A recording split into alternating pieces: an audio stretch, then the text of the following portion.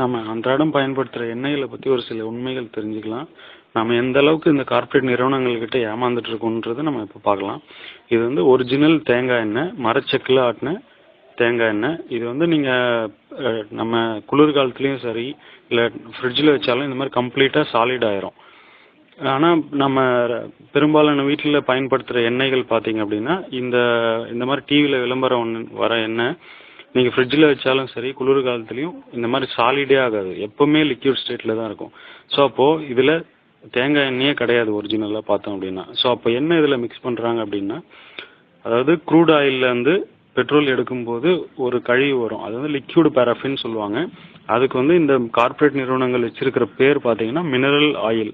இந்த மினரல் ஆயில்ன்ற பேரில் தான் வந்து இதை மிக்ஸ் பண்ணி இதில் தேங்காயோட எசன்ஸை மிக்ஸ் பண்ணி தேங்காய் எண்ணெய்னு விற்றுட்ருக்காங்க. இது தேங்காய் எண்ணெயே கிடையாது. இதை அப்ளை பண்ண கண்டிப்பாக முடி கொட்டுறது அதிகம்தான் ஆகும்.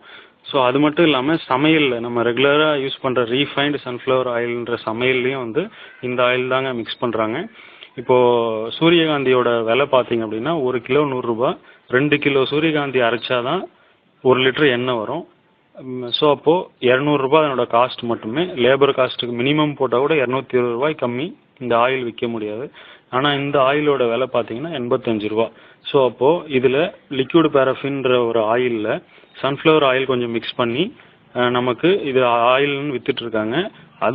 அது மட்டும் இல்லாமல் இந்த சன்ஃப்ளவர் ஆயில் வந்து மரபணு மாற்றம் செய்யப்பட்ட சூரியகாந்தி விதைகள் தான் இவங்க அரைச்சி இந்த ஆயிலை மிக்ஸ் பண்ணுறாங்க.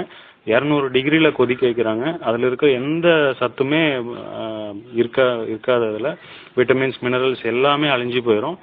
இன்றைக்கி இந்த மாதிரி ஆயில்கள் யூஸ் பண்ணுறதுனால தான் பெரும்பாலான மக்களுக்கு வந்து சர்க்கரை நோய், பிபி, ஆஸ்துமா, மூட்டு தேய்மானம், குழந்தையின்மை, மாதவிடாய் கோளாறு, இன்றைக்கி அத்தனை பிரச்சனைக்கும் முக்கிய காரணமே இந்த மாதிரி ஆயில்கள் தான்.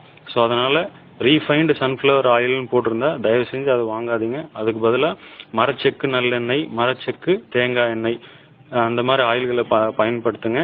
இந்த பதிவு பிடிச்சிருந்தா உங்கள் நண்பர்களுக்கும் உறவினர்களுக்கும் ஷேர் பண்ணுங்கள். தேங்க்யூ.